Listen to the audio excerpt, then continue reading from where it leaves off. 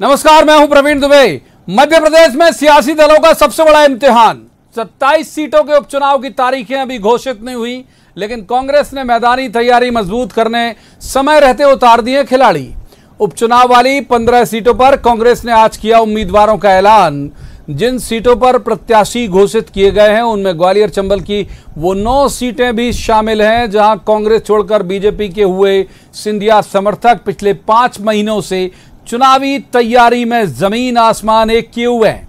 इनमें कैबिनेट मंत्री इमरती देवी को उनके समधी सुरेश राजे देंगे टक्कर। दोनों की सियासी रंजिश 2013 से।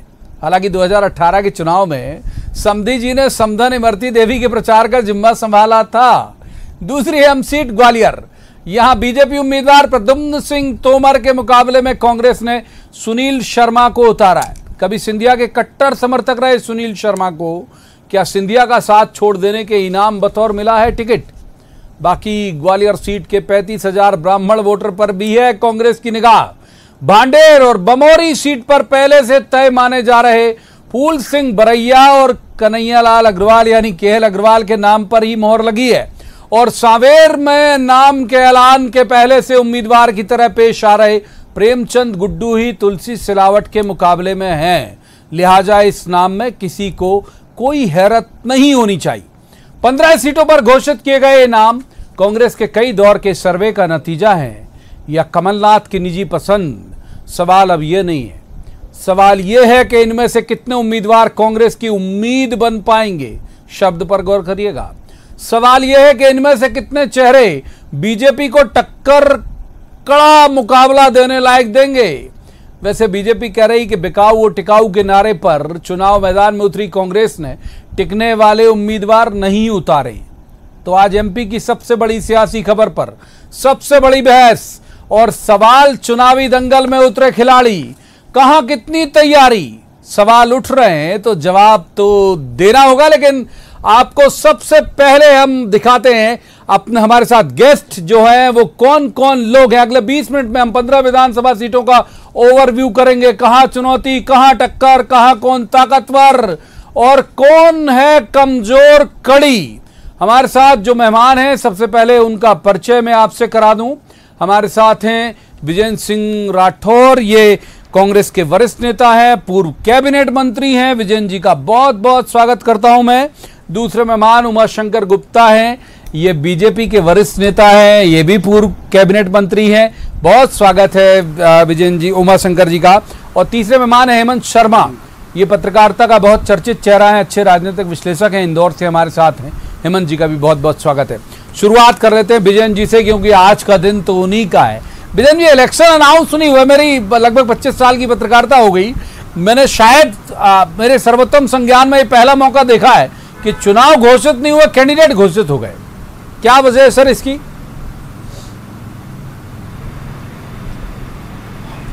दुबे जी, पहले तो आप ये बताओ कि हर चैनल के ऊपर केवल गुप्ता जी उपलब्ध क्यों हो रहे हैं और सब मैदान कहाँ छोड़ के चले गए?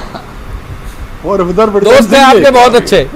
और ब्रिजेंद्र सिंह जी उधर क्यों हैं? तो ये जरा हाँ, तो वो लगता हम बने और तुम बने एक दूसरे के लिए। खैर, आवाज हमारी पलट के आ रही है। चलिए दुबे जी, पलट के आवाज आ रही है जी, बोलिए। आपकी आवाज साफ आ रही है। चलिए जरा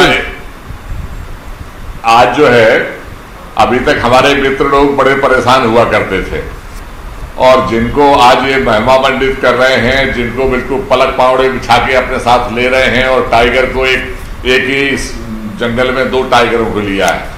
तो जिस टाइगर की वजह से चाहे हिरन हो चाहे दूसरे हो, किसी को कुछ खाने को ही नहीं मिलता था, उनका नंबर ही नहीं लग पाता था, जबकि मैदान के ऊपर बड़े मजबूत लोग थे, आम जनता के साथ जमीनी हकीकत में कंधे से कंधा मिलाकर लड़ने वाले लोग, लेकिन वो चूंकि एक वजह से उनको टिकट नहीं मिल पाता था। तो आज पहली बार ग्वालियर चंबल स्वतंत्र हुआ है और मैदानी जो हमारा कार्यकर्ता है उसको हमने टिकट देने का काम किया है, और जहां अच्छे लोग थे उनको भी हमने चुनिंदा लोगों को टिकट देने का काम किया है।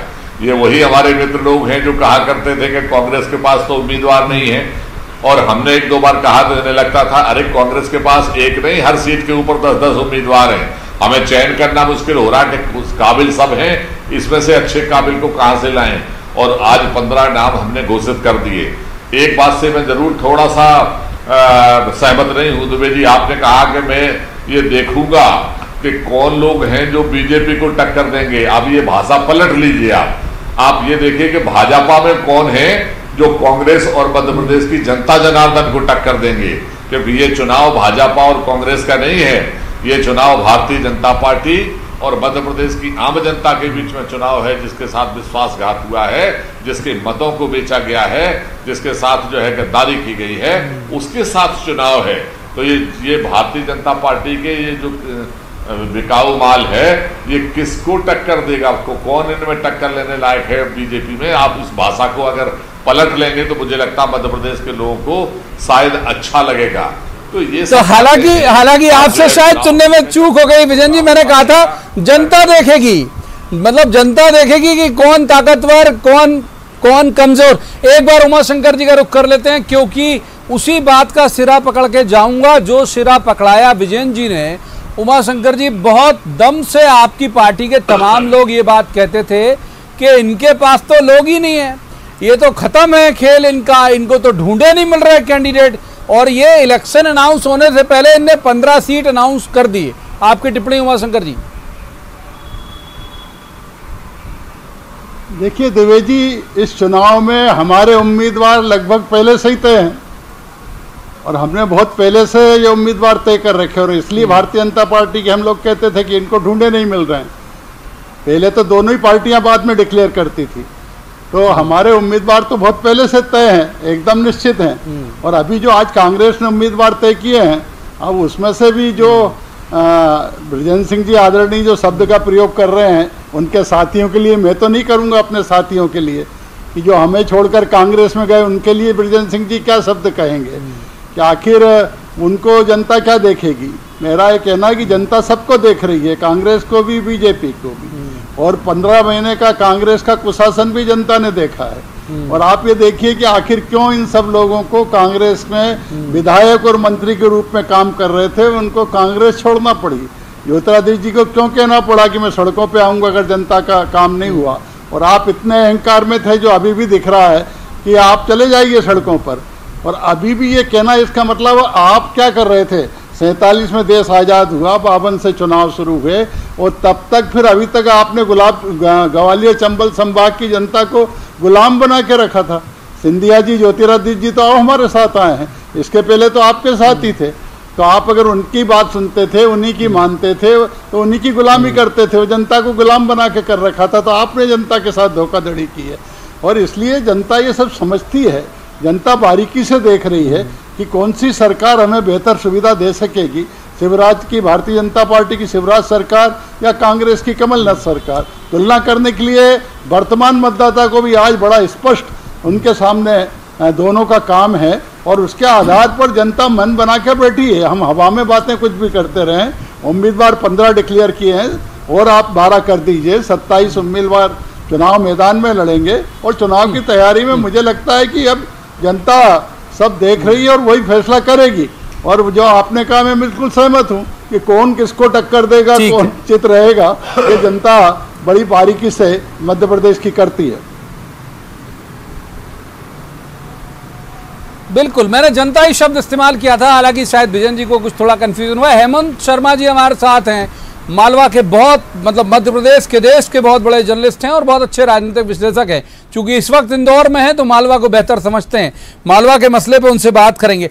हेमंत जी, इंदौर हम बात करें सांवेर की, हाट पिपलिया की बात करें, मान लीजिए दोनों जगह की, तो सांवेर और हाट पिपलिया आपको लगता है कि कांग्रेस का जो चयन है वो बहुत बेहतर है, या वहां पर रोचक होगा इलेक्शन, या विजयन जी के शब्दों में बिल्कुल एक तरफा ही हो जाएगा, कांग्रेस लेके चली जाएगी पूरा?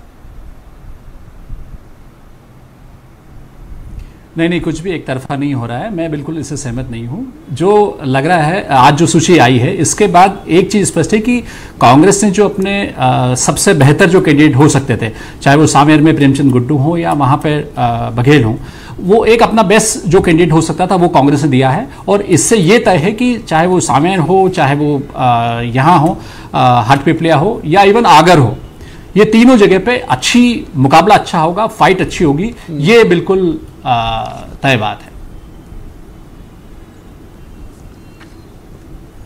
अच्छा, आपको क्या लगता है कि ये कहा जा रहा है, बहुत सारे लोग ये बात कहते हैं, जिनको पॉलिटिकल एनालिस्ट हम कह सकते हैं, वो तमाम लोग कहते हैं कि प्रेमचंद गुड्डू कैंडिडेट बहुत अच्छे हैं कांग्रेस के लिए, क्योंकि उनका जो इंप्रेशन है वो दल बदल का है।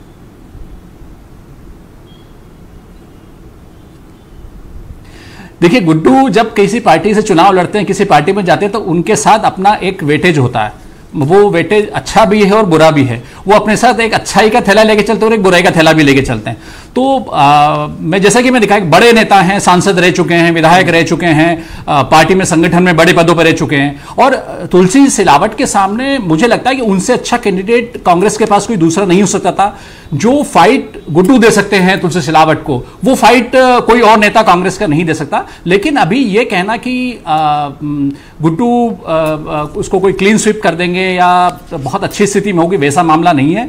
ये सारी सीटों पर, मालवा की मैं सारी सीटों की बात कर रहा हूं। अब जैसे बदनावर सीट बहुत महत्वपूर्ण सीट है, कांग्रेस के लिए भी महत्वपूर्ण सीट है, क्योंकि राजवर्धन सिंह जो सिंधिया जी के सबसे नजदीकी लोगों में से हैं, वो वहां चुनाव लड़ रहे हैं।